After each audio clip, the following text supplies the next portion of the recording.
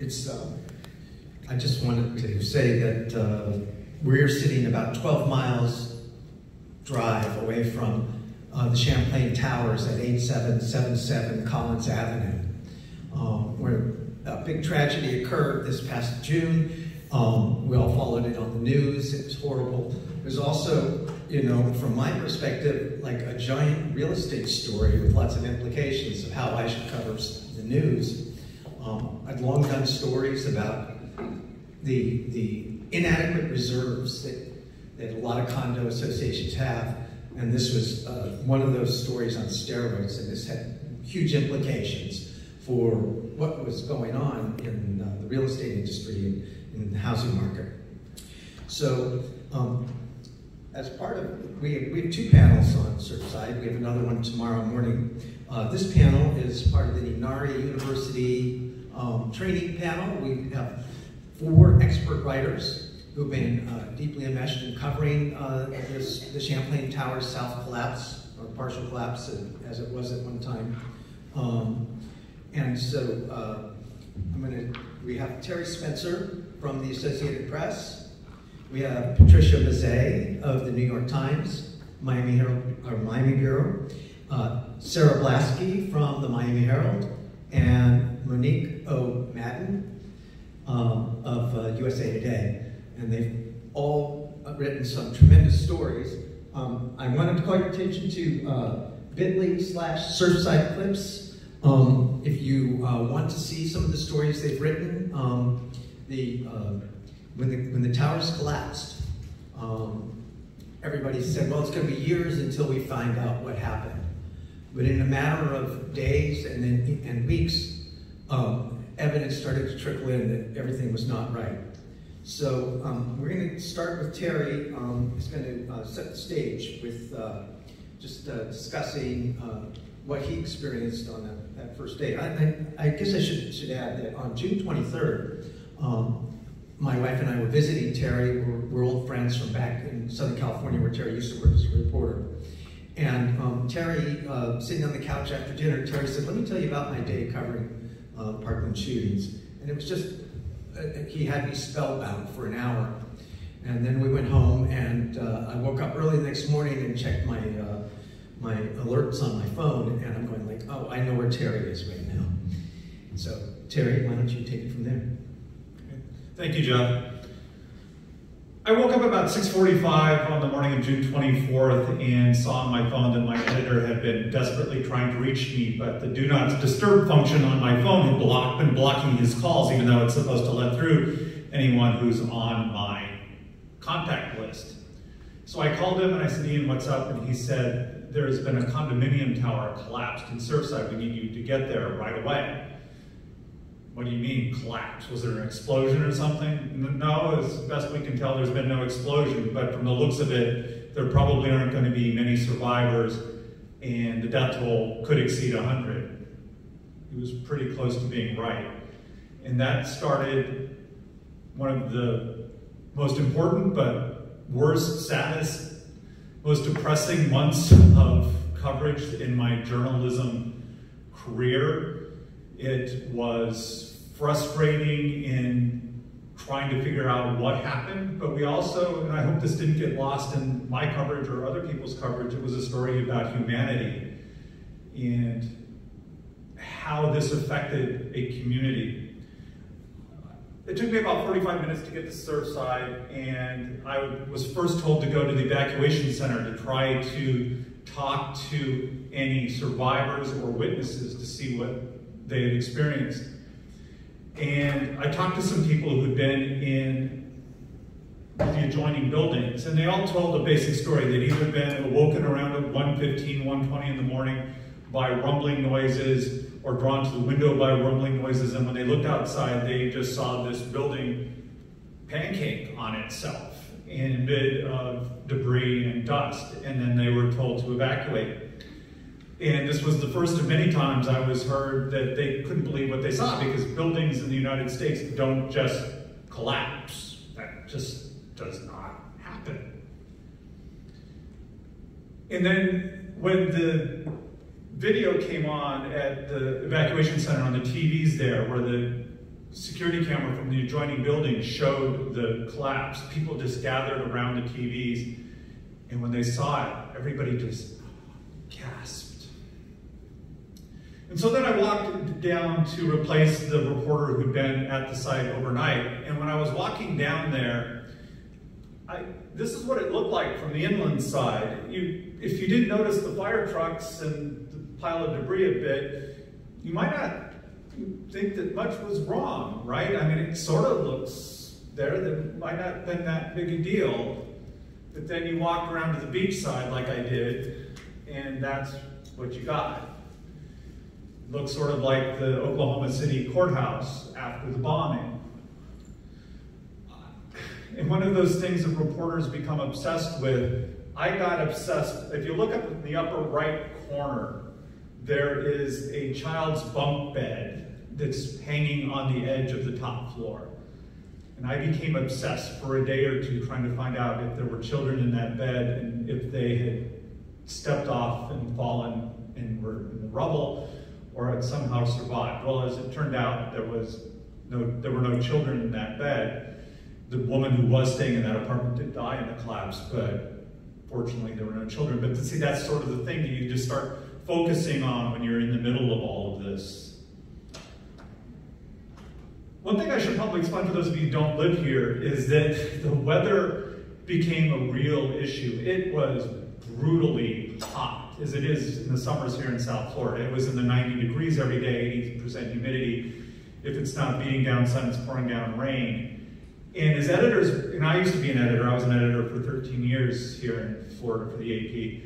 If you ever find yourself in a situation like this where you have reporters out on an emergency story on the first day, think about getting them water and food, because a lot of us just ran out and didn't have that, and that became an issue later in the day, not just for me, but for some other people. You know, send your tech people or send Uber or send your second shift to come and get it. But that became an issue, something just to think about. Another thing to think about is the Herald and some of the other outlets got smart and they snapped up motel rooms in the area so that the reporters would have a place to write, would have a place to cool down, would have a place to talk about stories. Maybe we didn't do that. It's probably something we should have done. But that was a good idea, something you could think about if you ever find yourself again in this particular situation. One thing I wanted to talk about too is if you're trying to get stuff to your websites or whatever quickly, AP, of course, that's what we do. Our job is to get things out as fast as we can. And our method on this story, on most stories like this, is we use much a team effort where I didn't do a whole heck of a lot of writing that first week. I was the eyes and ears on the ground. That was my job, to talk to people, to report, see what I see. And so I would take what I found, turn it into publishable paragraphs, put it into a Slack channel. People who are helping around the state, around the country, around the world were doing the same, and then somebody was assigned to take that material and weave it into a story, and to update the story and keep it churning as the days went on. Because if I was having to stop and, you know, Jeff was saying, how are you writing all this stuff? And I was like, well, I'm not actually writing any of it. It's just, my name was on it because I happen to be in Surfside, and that's just our policy. But it's a good system, and I think it's one that works. There was also the psychological toll that this was taking on myself and other reporters as I spoke to them. Because we all had an investment in this. I think we all wanted them to find some survivors because we kept hearing rumors, oh, they found somebody, and then it turned out, of course, to be false. And just like the rescuers, I think it just wasn't the fact of being a good story. I think we all wanted this to have some sort of happy ending, but of course it never came, and I think that took a toll on some of us. But there was some good that came out of it. Our politicians actually played nice with each other. Governor DeSantis, a staunch Republican. Mayor Cava, she is a staunch Democrat, and President Biden came down. They actually all got along with each other. They played nice. So we can see our leaders can be adults when they need to be. The hotels and restaurants gave room to the hotels gave rooms to the survivors from the part of the building that didn't collapse. places gave them long-term, rent-free places to live. The families of the people who perished also got hotel rooms here on the house. So that was really nice. So you saw a lot of humanity. My favorite story that I wrote probably in the first week was this story about a guy on the beach. I found one morning just making a sand sculpture outside the zone in tribute to the people who died. It was just a nice little human interest story. And that art that he made, people respected it. It was still there days and days later. You know, it was being worn down by the wind and the water, but it was there. And so look around for the human interest stories that are out there, not just the funerals and the death and destruction. But you know, the rescue soon turned to recovery. They demolished the building, and after that, much of the media left, leaving those of us who were based here to be here, and the pile got smaller and smaller, and eventually it disappeared, and we disappeared. And so now what remains is discovering how and why this happened, and that's where I'll turn things over to the other members of the panel. So we'll just go in order then. Patty, why don't you tell us about your initial introduction to this story, and what are some of the things you discovered? What were some of your main stories that you see it you'd like to share? Well, a little like Terry, my editor was calling me, but they got through. At 6 a.m., they waited until 6. They had the overnight people working from afar until then, and then they said a building collapsed, and it looks pretty bad. And that was about the extent of the assignment that I got. And we have people throughout the day reading the story, but at the end of the day, I had to read the story from my car in Surfside, which is, you know, just one of those things. Like you said, without eating or drinking much all day. And I didn't know this until now, but we too obsessed about the bunk beds for the first few days, trying to figure out if there was a story to do about the bunk beds. And then, like you, learned that there were no children there. I think for us, you know, when you're the national news outlet that is local, you're trying to do two things at the same time. You're trying to update the story all the time and have the latest news, especially those first few days. But then you're also trying to give people sort of bigger picture stories that make sense to readers in other parts of the country. At some point we did a story about the insurance market, and that was in part because Florida's insurance market has been shaky for a long time for residential insurance, and this was only probably going to make it worse, but also because that is something people in California who have wildfires and in Louisiana who have hurricanes can read and completely understand at a very sort of personal level, even if they've never experienced a building collapse like we did here. So they're, you know, you're trying to look for other sort of bigger angles that affect not just this particular community, but the state and the country as a whole. Pretty quickly, my focus turned to the building, the people who had lived there, what life was like there, and how the condo board had tried to deal with, you know, the problems with the building. Once we learned, and this was maybe a day or two after the collapse, we learned that there were like real serious issues with the building, and by that weekend we sort of had the first engineering report that we knew, they knew that there were repairs that needed to be made, and we didn't know, we still don't know if that's where the building fell, but it seemed relevant to start digging in. And I think we all came to the realization that there was a lot of documents that we could go after. We had filed a lot of public records requests initially with the town of Surfside and with Miami-Dade County just to see what was available from, I don't know, their building department, inspections, the original building plans. We're just trying to get sort of like everything and anything, including emails that may have mentioned this building and the board members and this address. And some of those started coming in pretty quickly, but there was also private documents to be had from the building itself, from the actual condo association. Because it was such a big building, they had a web portal that was available to all the unit owners where they could look up the documentation from their board meetings, the minutes, the agendas, the results of the board director, you know, elections, all of these reports, as it turns out, from their engineers and their contractors who were working on those repairs. I don't think we knew initially just how much was there, but we started hearing from people who had access to these documents and sort of like giving us bits and pieces, and that's when you start realizing like there's a whole story to be told just about how this building was trying to manage the fact that it was old and that it had a lot of problems. And that sort of became you know, in the, like, lots of people thrown together to this story, divide and conquer your tasks. My task became, like, what was this, you know, last few years of this building like for the people who knew what was going on with the structure and the people trying to get these special assessments passed and who paid for what and when. And it was hard because you want to be involved in every aspect of the story, and just one person can't do all the things. You know, you have to sort of like have some person assigned to the engineers, and have some person assigned to the graphic, and have some person assigned to the victims, or in this case, more than one person because there were so many.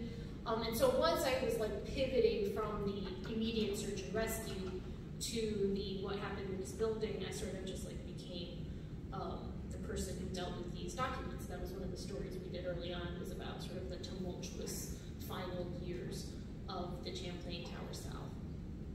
After that, we turned our attention to the insurance, as I mentioned.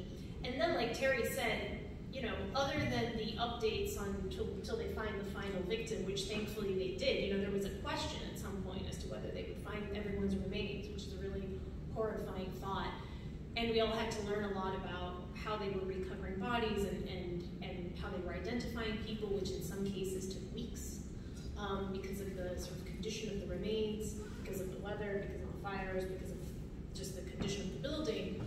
And we were also learning about how they were recovering artifacts, right? And it's hard because you can't see any of it. You're not on site, the police are not letting you see what they're recovering, they're not, so you're getting descriptions from people and trying to sort of answer the basic questions that I think readers have, which is, wait, these people never got to go back to their houses, what happened to all their stuff? Like, what about everything that is there? Is anything salvageable? So in addition to asking sort of those day-to-day questions, we started to zoom out a little bit. You know, I'm a national correspondent, and I'm the Miami bureau chief, but I do the job of a national correspondent, which means you have to give people a sense of place and what a place feels like after a disaster, which is a hard thing to report on because there's, you know, subjective sort of ideas as to what that means. But you have to take what the outsider's view of a place is and sort of poke at it and see what's, you know, what do people think of Miami and of Florida, and what about that is real or not real, and how is that changing because of this? We did a story about sort of the Florida dream, which is, you know, to retire to a condo on a beach. And nowadays, it's not even like retiring as an older person. It's to move to a condo at the beach when you're young with a family, so you're able to live that dream when you're young. And what does this mean for that idea? So, you know, it's not the hard news insurance story, it's not just a story about the victims, but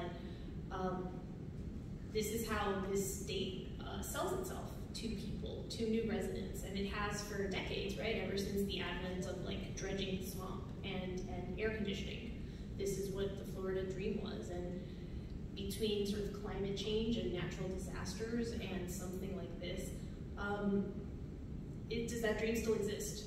Like, who are we now if this proves to be unsustainable? And are we just going to be the place that builds luxury condos for people who have second homes, who don't need to live them full time, who can maybe afford something like this to happen? So those are sort of the bigger questions that we posed, I would say, in the month or two after the disaster.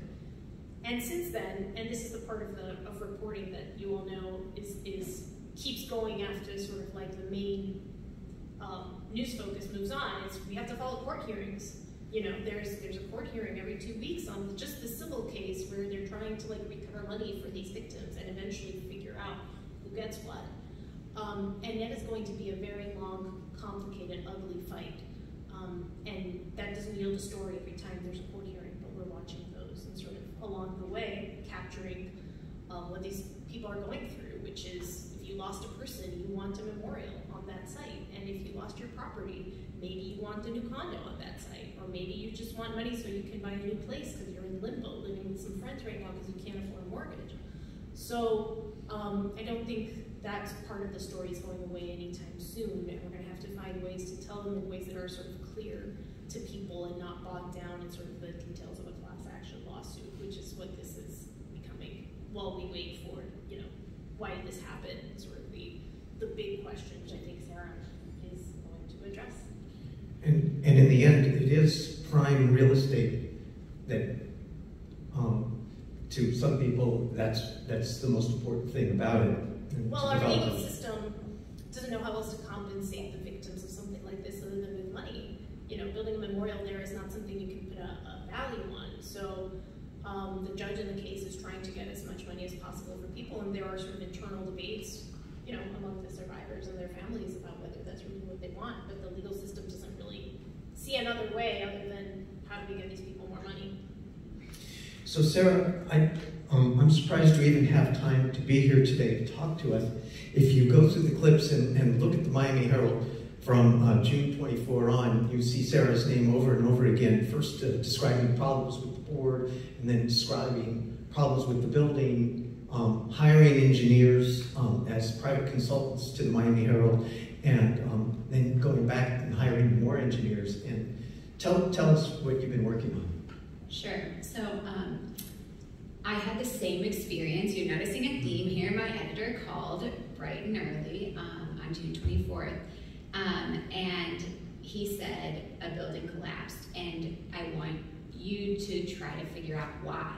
And so unlike my colleagues, some of whom are sitting here, I actually had to start by figuring out, you know, what is this building? I knew nothing about any sort of building. I didn't know how you build a building out of concrete. I didn't even know that there were different ways of doing it, but that was the job. And so by 7:30 in the morning, I had filed records requests for the inspection reports through the town that should have existed, and called engineers and said, you know, what could this be? Give me a world of, you know, and at that point we didn't have the building plans. This could have been reinforced concrete, like a flat slab construction. It could have been more like the FIU bridge with the post-tensioning, but we didn't know. And so we had this whole world of possibilities. Was it a sinkhole? Was it an attack? Was it, you know, nobody knew that first day. And then you start whittling it down, and that's actually kind of what I wanted to talk about today is, you know, buildings don't just collapse, not just in the United States,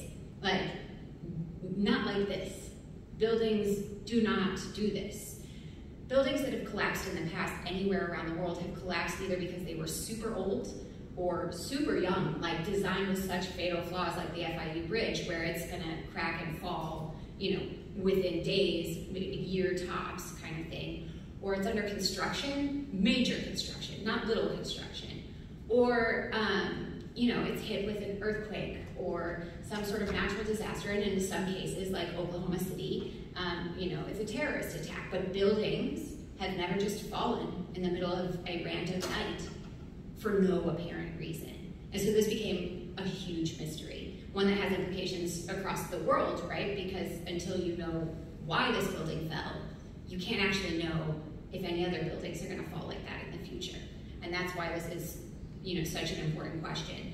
And so the Herald very early on decided to hire an engineer to help us with this investigation. Her name's Professor Dawn Lehman, and she works at the University of Washington. Her specialty is earthquake engineering and reinforced concrete. But, you know, that's about as close as we can get to random building falling. Earthquakes, you know, close enough. And so what we did is we started a process of basically trial and error. You know, what are the possibilities, and then whittling them down. And I think if anyone followed this collapse, one of the things that you saw first was this video. It's a video looking down into the underground garage while the tower is still standing. So nothing has collapsed. The major residential tower had not collapsed yet, but you can see rubble in the garage. It was the first visual confirmation that something had gone wrong prior to the actual, like, residential part of the structure going down. And so I, like I think basically everyone else in the world, thought, that must be the point of origin. And so we all looked for, you know, clues in this video and lined it up, and we thought, oh, that is where these planters are on this pool deck. And for those of you who are not familiar with the structure, we all kind of think of pools as sitting on the ground, but in this case, the pool deck was actually basically the roof of the garage. There's a massive footprint, not just that L-shaped tower, but underneath it, a much, much bigger footprint underground that's all underground parking. And the pool and the pool deck sit on top of that. And so what we thought was, on the north side of the pool deck, these heavy planters that had palm trees in them collapsed in. and that must have started the collapse. And so we all start reporting on this, and by we all, I mean the New York Times, the Washington Post, Wall Street Journal, USA Today. We're all sort of frenzy about these planters because we've seen it, right? And I'm trying desperately to write this article about this 20 by 20 piece of concrete, and things are starting to not line up. And it's like, I'm sort of putting them away for a little while, you know, like, oh, well, didn't so-and-so say they didn't see anything there? Or like, does that really make sense with the timeline that I heard from someone else? And I started getting what I consider the journalistic uh-oh feeling. You're probably familiar with it, where you're starting to think maybe you have some sort of fundamental problem in what you believe happened. And that same day where it had sort of stacked up and I was like, you know, it was sort of like orange on a green to red scale of how critical I thought this uh-oh feeling was. Dawn, the engineer, called and she said, I don't think it can be the planters. I said, why? And she said, well, we built this finite element model, a computer model built on a supercomputer that does all this calculation about how buildings actually exist. And she said, I tried that as the point of origin. I've tried it a bunch of different ways. I've collapsed this concrete, I've collapsed that concrete, I've collapsed a whole bunch of concrete. And it's not creating a collapse scenario like the one that happened. And this is the important part, right? In order to sort of confirm or deny, and this is what the federal investigators will do, this is what any independent researcher will do, in order to confirm or deny or sort of throw out the theory, you have to look at the collapse. You spend a ton of hours looking at the collapse site, looking at the borders of where things broke and how they broke. And if the simulation doesn't mirror that, if it collapses too far to one side or it doesn't collapse far enough, you're not really lining up with reality. That you know, maybe you don't throw out the theory, but you shift it down in your order of priorities. And so we shifted this down and we started over from scratch. And what I did was I built a timeline. I knew I had to, but I hadn't done it up until that point because it was hard. And I built a timeline based on phone records, you know, 911 calls, video timestamps, people's accounts, you know, went back to the people who said that they saw something and built out a timeline that turned out that the pool deck had collapsed 7 minutes before everything else. And it collapsed in one big collapse, not like piecemeal. And the other thing is that people started hearing the collapse prior to seeing anything. So they were hearing this like big boom, boom, boom. And they should have been able to see something if concrete was falling. There's someone in the basement, there's someone on the pool deck, but they didn't. So it turns out, and this was news to me, but apparently if there are any engineers out there, you know this, reinforced concrete with rebar in it, the rebar can fracture inside the concrete before the concrete itself actually fails. And it makes this incredible booming shotgun noise. So now we know we're looking for a pool deck collapse first that started with failing rebar, right? And a series of failing rebar based on what people are saying. And so that points us to the southern perimeter wall. Southern perimeter wall is 100 feet away from the edge of the tower that eventually collapsed. However, it does have that rebar. It did fracture. You can see in the post-collapse photos. And it had enough of the characteristics that we thought, well, let's give it a shot. That was the first scenario with the like disconnecting of that southern perimeter wall that created a collapse simulation that actually propagated into the building. And so this tells us, okay, this is a possible scenario. Not this is definitely what happened, but this is a possible scenario. And the reasons are, you know, there are several. One is that there was a lot of corrosion along that joint. These pieces of rebar were highly corroded from water damage over time. The concrete was also damaged from water over time. You know, there are condo board records and all of that sort of showing how tree roots had actually grown into the slab and like crazy stuff, right? There's also design flaws. Their columns were too narrow. There wasn't enough rebar running through the columns even per the design, making this connection even weaker.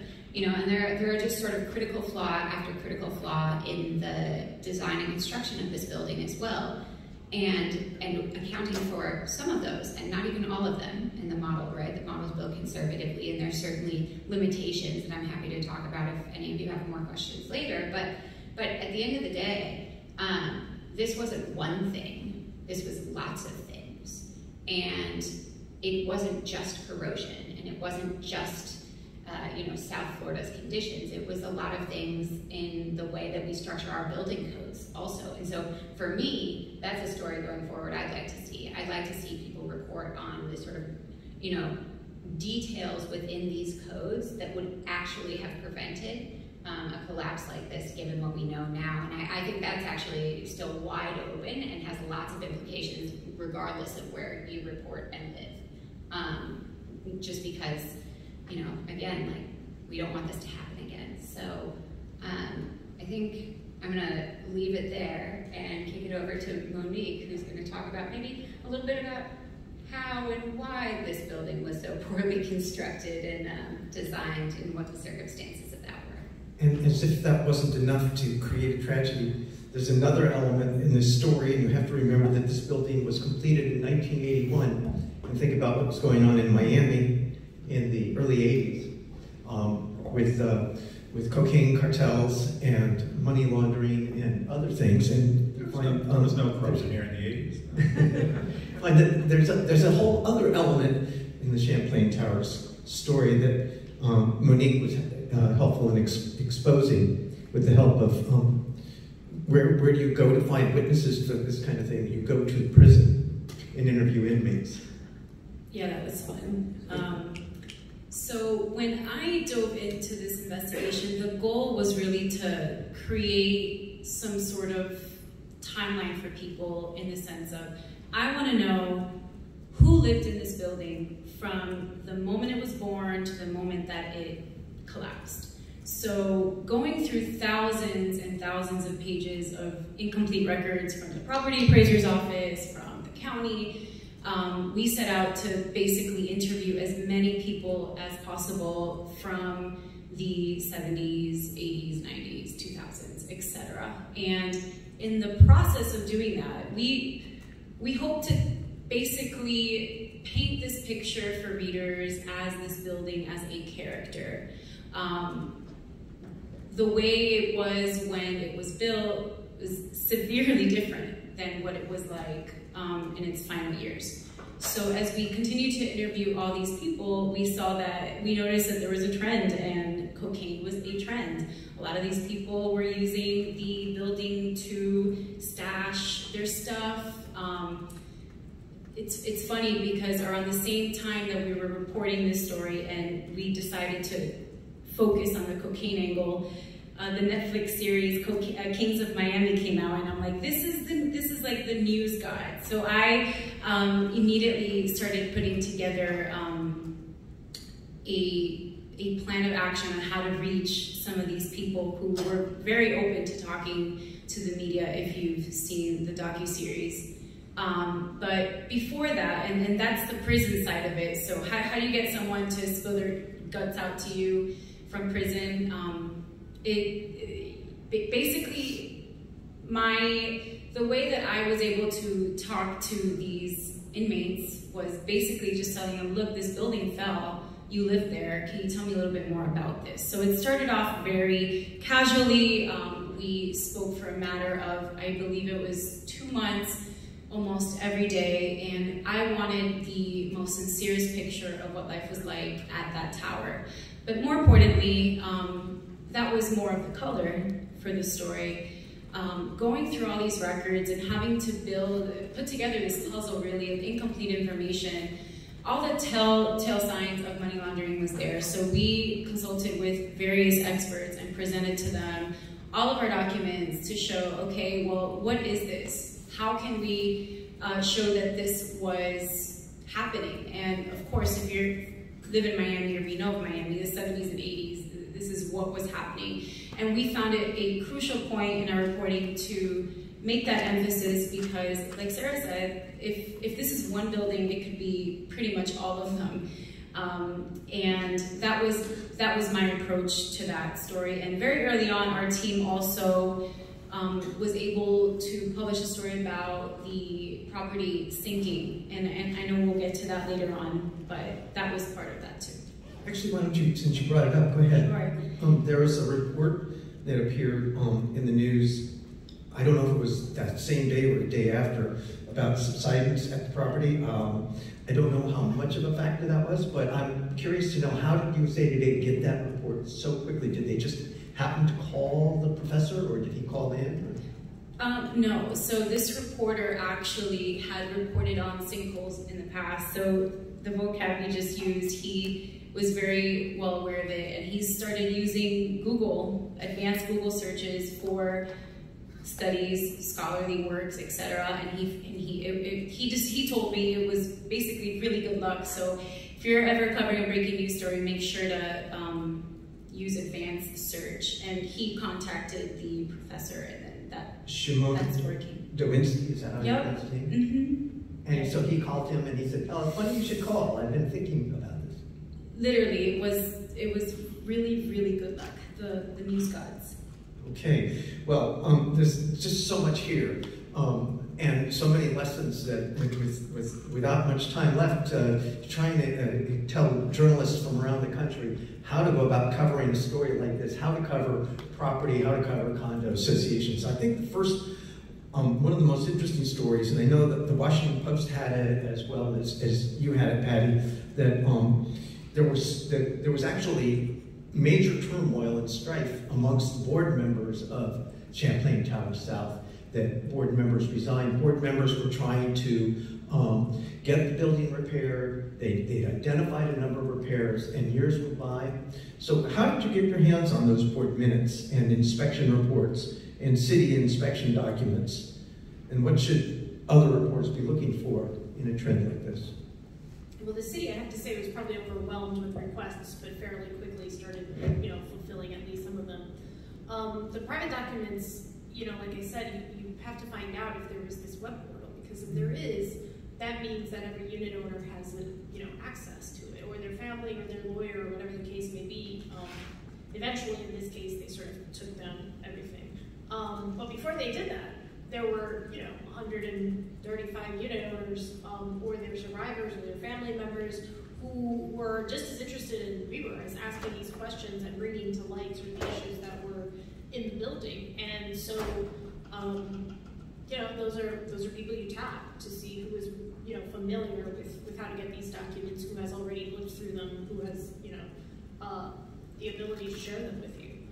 I think it gives people a way to tell you the story without them being the story. Because if you're unit owner X and you're still sort of wrapping your mind around the fact that you just lost everything you own, you might not be so interested in chatting about the past few years, in your building, because you're still sort of like in shock. But if you just happen to own the property, or you have a lawyer already, or one of your family members is a lawyer, the documents speak for you. You don't need to talk about the board meetings where people were yelling at each other. We eventually got there because people realized that we knew a lot and they were willing to sort of chat about their personal experience. But the documents tell sort of a bigger story in a way that people might not even remember, because honestly, unless you're in a condo association, you probably have no idea about the ins and outs that happen at every meeting unless you go and read the documents meticulously. So a lot of these people were doing the same thing we were, to familiarize themselves for the first time with what had happened in their building, because they had just not followed it closely until it came time to pay their special assessment, because that's when everybody was like, wait, what's going on here? Why are you asking me for so much money? And that's when the board too had to put out these PowerPoint presentations, which were super helpful to us on the back end, because we could tell oh, this is all the work they did just to persuade people that these repairs were worth doing, which was really hard. And if you've ever lived in a condo, you know how hard it is to pass these things, because people don't want to, pay more. They sort of feel like the building should be maintained with what they pay for a monthly maintenance fee. So in a way, people are trying to understand their own building while we're trying to understand it, and so it becomes sort of there are people who want to help you do your job because they're trying to understand it too. And they would share these documents with you? Well, obviously some people did. I forgot to mention that I was going to use the telephone example. If you all want to pull out your phone, or just watch me as I do it, and hold your phone, just pinch the edges with your two hands, and that's holding your phone up. And imagine, and don't do this because your phone will fall down, what would happen if you took away one hand? I read that in the Miami Herald as an example. What happened when the South perimeter wall broke free? And then all of a sudden, things started making sense, because I remember reading as many stories about Champlain Tower as I could, and thinking like the planters were the reason for the fall. And yet it didn't make sense, because I remembered that there was that one witness who talked about looking off her balcony towards the south and telling her husband in Denver, the pool deck just caved in. And we're like, how does the pool deck, over there relate to what happened where the building fell, which was about, 100 feet to the north? So I'm curious, Sarah, how you convinced your company to hire. I know the Wall Street Journal also did this. They hired engineers to consult and look at the plans. And how did you even get the building plans, the building design plans? And what did you make of them when you first got them? Did you understand them? Are you able to read building plans? No. When I first saw them, I thought, oh no. I don't know if, I'm sure you've seen them, but it's like a bunch of squares with a bunch of numbers, and to me, I was calling them hashtags, because it's like number, hashtag number, what does that mean? Turns out that tells you something about the rebar, but I did not know any of that. It was a, completely foreign subject to me. So I spent a bunch of hours just asking every engineer I knew and every friend of a friend that I knew if I could buy them a beer, and they teach me how to read these plans. So now I can sort of read them. But we got them the same way everyone else did. As Patty mentioned, I think every major publication around the country put in records requests to the town right away, and one of those requests will be for the building plans, any plans filed. And those plans are on file with the municipality?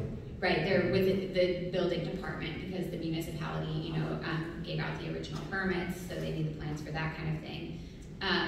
It's a little unclear how long they actually have to keep them, and so these plans, some of you have probably seen them, were actually 336, I believe, individual pages of various, the structural plans are only 14 pages of this building, but there were 5 million duplicates, and they all were as if you had taken a deck of cards and shuffled them. None of them were in order. You couldn't instantly tell which one was the first one that had been filed, and then which ones were amended after that. And so even just indexing these plans was a really interesting experience, and difficult, and some were missing, it turned out. And so to the question about the engineer that we ended up hiring, there is a long tradition of hiring engineers at the Herald. The Herald hired an engineer after Hurricane Andrew to sort of look into why it was so devastating. We also hired an engineer briefly after the FIU bridge collapse. I think these kind of interdisciplinary things can be really helpful. We are not experts. The way I think about it is, we want to be wrong less often about technology and science, and I think journalists are sometimes we don't quite understand things, and we don't know what we don't know, and I think working with engineers really, really helps us do a better job. So I'm all for it if you can get your publication to hire someone to help. I think when you're reading the stories, what strikes you is there was this one anecdote about the man who got the phone call on the morning of June 23rd, and from his mom in Champlain Tower South, said, I couldn't sleep all night because the building kept making noises. It was 24 hours before the collapse. And then 7 minutes before the collapse, the pool deck falls in. But for what, half an hour before that, there was the pounding, exploding sound of the rebar inside the concrete wall rupturing one after another, like a set of dominoes. So this, I really hope you go to the website that the bit.ly link and start looking over some of these stories, and you'll see that the intricacy with which these people have documented this. We're almost out of time. Did anybody from the audience have any questions? In the back. Hi. Yes, so Monique, I was wondering, this is such a juicy story about nonviolent crimes. I was wondering if there's any way that these inmates sharing their stories could help in reducing their sentences for these nonviolent crimes? I have no idea. Okay.